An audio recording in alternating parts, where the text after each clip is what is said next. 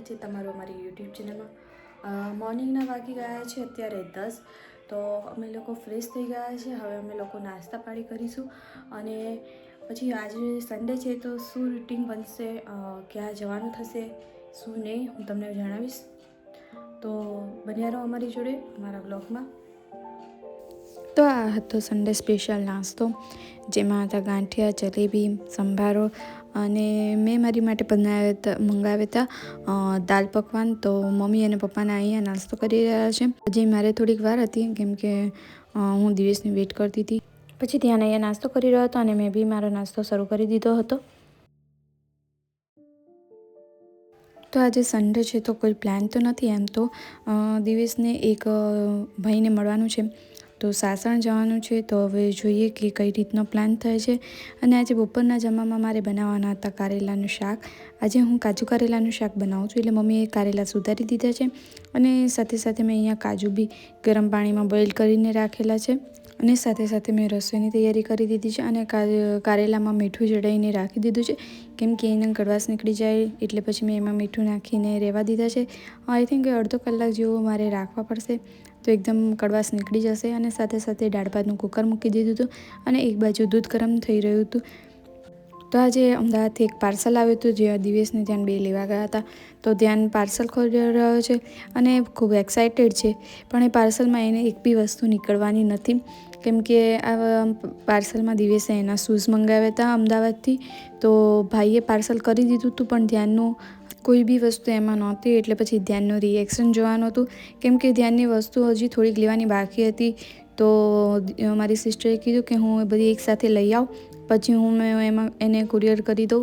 તો અત્યારે ધ્યાનની વસ્તુ તેની અંદર આવી નથી, તો મારે જોવાનું હતું કે ધ્યાનનું રિએક્શન શું આવે છે। ખબર તો હતી કે એનું થોડું ફેસ ઉતરી જશે, પણ એને એવું જ હતું કે આમાં મારું જ પાર્સલ છે, મારું જ વસ્તુ છે, તો એ ખુશી ખુશી ખોલી તો રહ્યો હતો।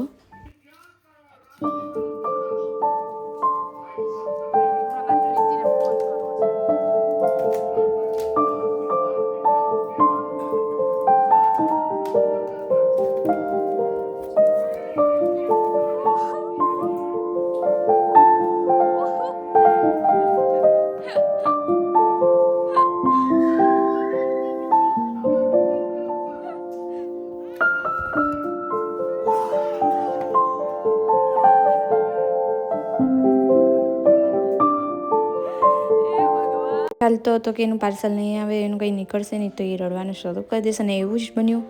પછી હું એને મનાવતી હતી કે માસીને કહીશ તારી માટે કુરિયર મોકલાવી દે જલ્દી વહેલા, તો એને રડવાનું ચાલુ કરી દીધું હતું। મને ખ્યાલ તો હતો કે એ રડશે જ। પછી એણે નાનીને ફોન કર્યો। આ હતું કાજુ કારેલાનું શાક, એકદમ મસ્ત અને ટેસ્ટી બન્યું છે। તમારે આની રેસીપી જોતી હોય તો મને કમેન્ટ્સમાં કહેજો રેસીપી, તો હું તમને આની રેસીપી કહીશ। અને બપોરનું જમવાનું બી રેડી થઈ ગયું હતું, તો આજે હતું કારેલાનું શાક, પણો, બટેકાનું શાક અને સંભાર, સલાડ વગેરે હતું।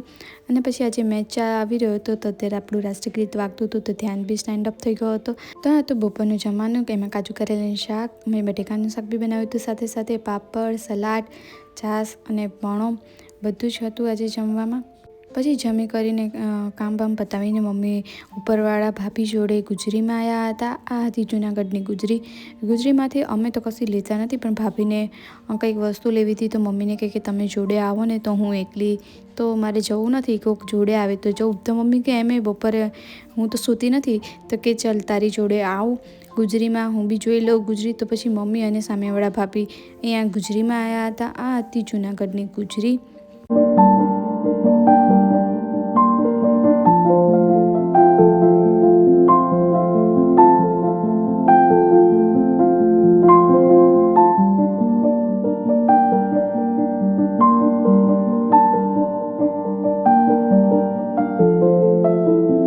સાથે સાથે હું બી રેડી થઈ ગઈ હતી। અમે લોકો જઈ રહ્યા હતા સાસણ, અને અત્યારે સાસણમાં કઈ બાજુ જવાનું છે, ગામનું નામ શું છે એ તો મને ખ્યાલ નથી, પણ એક ભાઈને મળવા જવાનું હતું। તો હવે જોઈએ કે ભાઈ કેટલા ટાઈમમાં પહોંચે છે અને અમને કેટલો ટાઈમ અહીંથી જતાં લાગે છે। એટલે અત્યારે વાગ્યા હતા બપોરના 3, એટલે અમે કલાક 1.5 કલાકમાં તો પહોંચી જ જવાના છીએ। તો આગળનો શું પ્લાન થાય છે હું તમને થોડીક વારમાં જણાવીશ। તો અમે નીકળી ગયા હતા અને ભાઈને ફોન કરીને પૂછ્યું તો એ ભાઈએ કીધું કે હજી મારે કલાક થશે. તો પછી વિચાર્યું કે જવું ક્યાંક, તો ત્યાં સુધીમાં અમે અહીંયા ગેટ આગળ આવી ગયા હતા. તો ધ્યાન કે મમ્મા આપણે ફરીથી સાસણ દેવળિયા પાર્ક જવું છે. તો દિવેશ કે આપણે કલાક દોઢ કલાક કાઢવો ક્યાં. તો પછી અમે પાછા દેવળિયા પાર્ક અમે પહોંચી ગયા હતા. આ વખતે એમ થયું કે કંઈક નવું જોવા મળે, તો અમે પાછા દેવળિયા પાર્ક આવી ગયા હતા. તો લિટરલી બહુ સરસ એવો નજારો જોવા મળ્યો હતો. આ વખતે હરણ અને આ સાબર કે છે એ જોવા મળ્યા હતા, અને સાથે સાથે સિંહ જોવાની તો એટલી મજા આવી ગઈ હતી કે અહીંયા સિંહ એક બે નહોતા પણ ટોટલ 6 સિંહ હતા.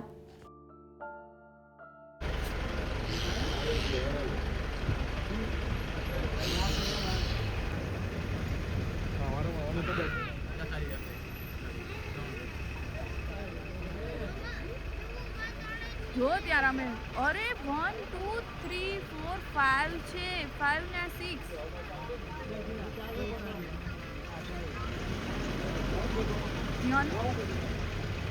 તમે આગળ જો. Oh my God,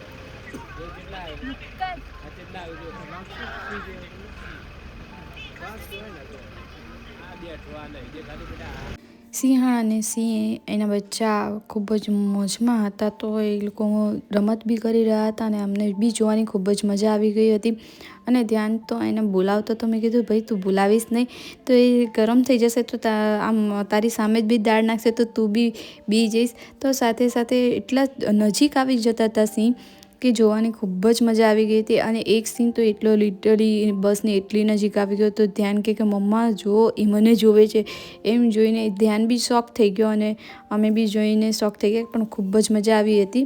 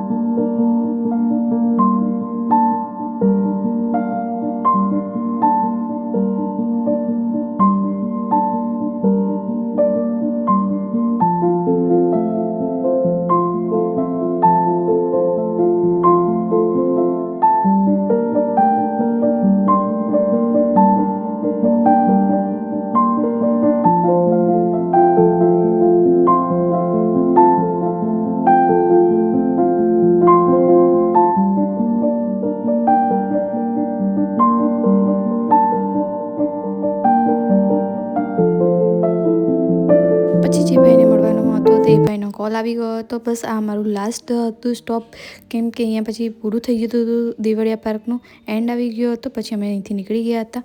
hello friends, તો પછી અમે પાછા દેવળિયા પાર્કથી રિટર્ન થઈ ગયા છે.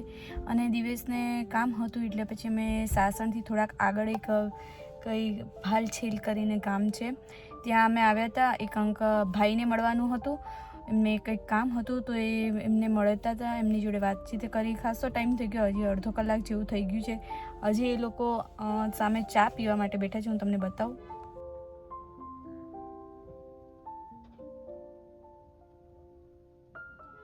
એ લોકો ચા પી રહ્યા છે. હવે જોઈએ કે કેટલા વાગે અમે અહીંથી નીકળીએ, અને પછી અહીંથી નીકળીને પછી અમે લોકો કંઈક નાસ્તા પાણી કરીશું કે જમીશું. હવે નક્કી નથી નાસ્તા પાણી કરીશું કે જમીશું, કેમ કે હજી જમીને સીધા અમે ડાયરેક્ટલી નીકળી ગયા છે, એટલે ભૂખ તો એટલી બધી લાગી નથી. તો હવે જોઈએ કે આગળ અમે ક્યાં જમવા માટે ગાડી રોકીએ. ત્યાં સુધી જો તમને મારો આ બ્લોગ ગમ્યો હોય તો લાઈક શેર સબસ્ક્રાઈબ કરજો, અને અમારી ચેનલમાં નવા હોય તો સબસ્ક્રાઈબ જરૂરથી કરજો. અને તમે હવે કંઈ જૂનાગઢમાં કંઈક નવું જોવા માંગતા હોય તો અમને નીચે કમેન્ટ કરજો, તો હું તમને એ જગ્યાનું તમને રિવ્યૂઝ બી આપીશ, અને હું તમને બતાવીશ બી ખરી કે ત્યાં કેવું છે અને કેવું. પછી સાંજના ટાઈમે મમ્મી પપ્પા ભવનાથ આંટો મારવા આવ્યા હતા, તો પછી મમ્મી પપ્પાએ ભવનાથ ગિરનાર દરવાજા આગળ ભજીયાવાળા છે, તો ત્યાંથી મમ્મી પપ્પાએ ભજીયા ખાધા હતા.